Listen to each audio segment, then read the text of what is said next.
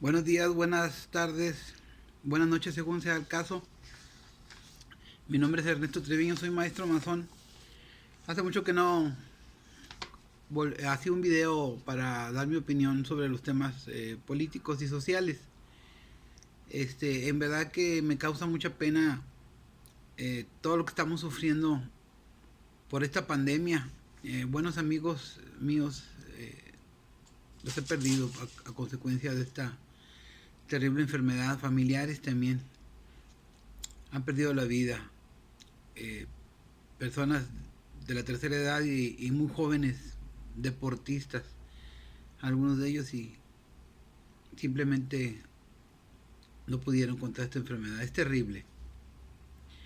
Y en el panorama político, pues a consecuencia de las elecciones que se avecinan, pues en todos lados hay un ring político.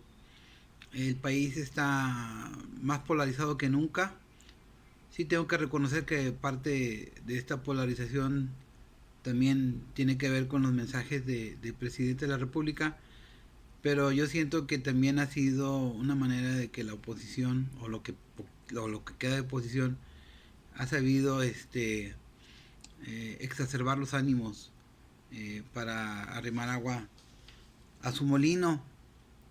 Hace poco el presidente del Consejo Coordinador Empresarial, Carlos Salazar Lomelí, en la mañanera dijo un comunicado que me llamó mucho la atención. Primero que nada dice que hay un excelente canal de comunicación con Arturo Herrera, el secretario de Hacienda, que se llevan muy bien y que hay una comunicación bastante estrecha con él.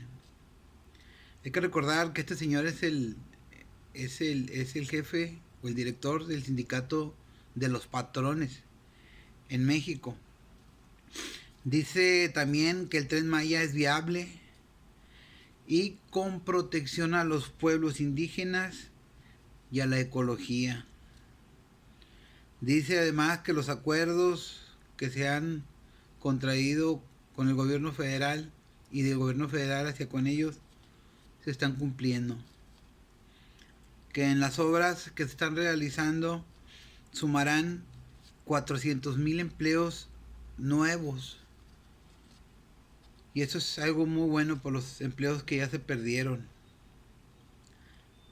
Y para cerrar dijo, la cifra de inversión directa, de inversión pública directa en infraestructura, es la más alta de los últimos sexenios.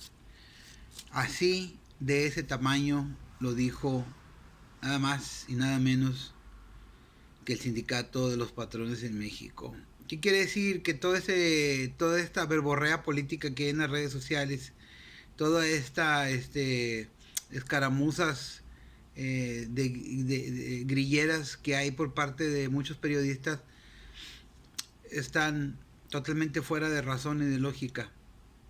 Si bien hay un problema muy grave también a consecuencia de la parálisis a causa de la pandemia, también es cierto que las obras avanzan. Y como ya les he mencionado, si logra concretar 3 de esas 5 grandes obras, será el presidente que más obra haya hecho, más o menos desde el mediado del siglo a la fecha. Hubo un debate muy interesante entre Denise Dresser y Sabina Berman en Aristegui Noticias. Los que somos simpatizantes de la 4T nos tachan de que ya no oímos a los críticos del gobierno. Y no, yo sigo oyendo a Broso, me cae muy bien Broso, se me hace una persona muy inteligente.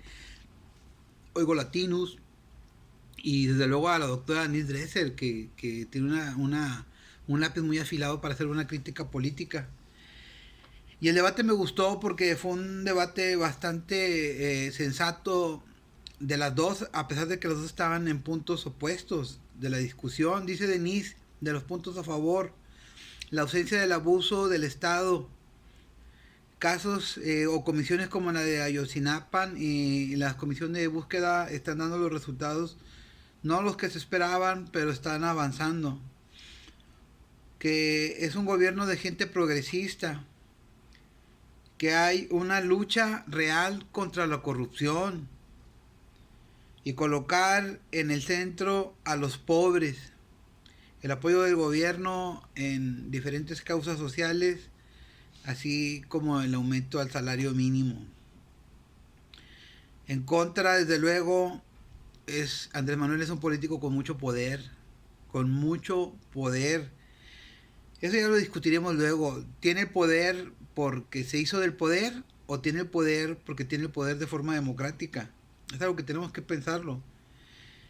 Morena es un partido dominante y presidencialista y un exceso de centralismo, en eso estoy de acuerdo. Todos los que somos de provincia nos quejamos siempre del centralismo y que desde luego se pueden agregar 10 millones de nuevos pobres. Sabina Berman dice a favor que el combate a la corrupción, que el delito de corrupción ya es un delito grave, cosa que no era. Prescindir del fuero al presidente,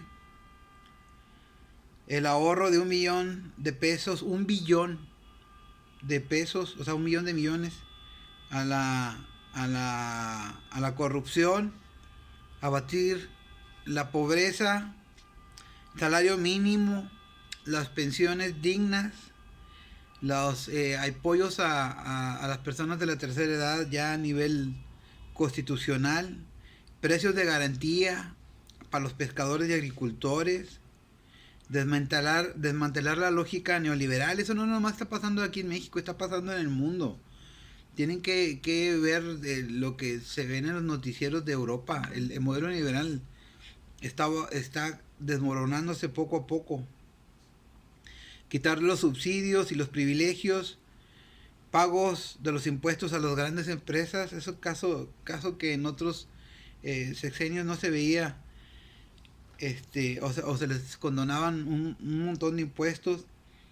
Y en la lógica de las encuestas, si hoy fueran las elecciones para presidente de la República, Andrés Manuel ganaría con un 10% más de votos, según algunas encuestadoras serias como de las Heras, como Parametría, etcétera.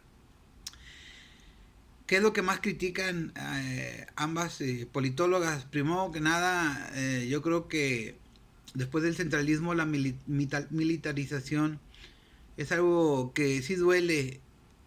Yo estoy de acuerdo en que el ejército haga labores de seguridad pública cuando las fuerzas del orden estén rebasadas, pero debe ser temporal. Yo espero que lo que se dijo de la Guardia Nacional así sea, que solo sea por este sexenio y luego que los soldados vuelvan a sus cuarteles y que sean los mandos civiles los que tomen la seguridad del Estado mexicano. Al menos eso lo espero, pero por lo pronto yo creo que no podemos prescindir del ejército en muchas labores que hacen falta. Quiero cerrar con una frase que dijo la mismísima Denise Dresser. Me parece muy interesante lo que dice Denise Dresser. Tenía una discusión muy intensa.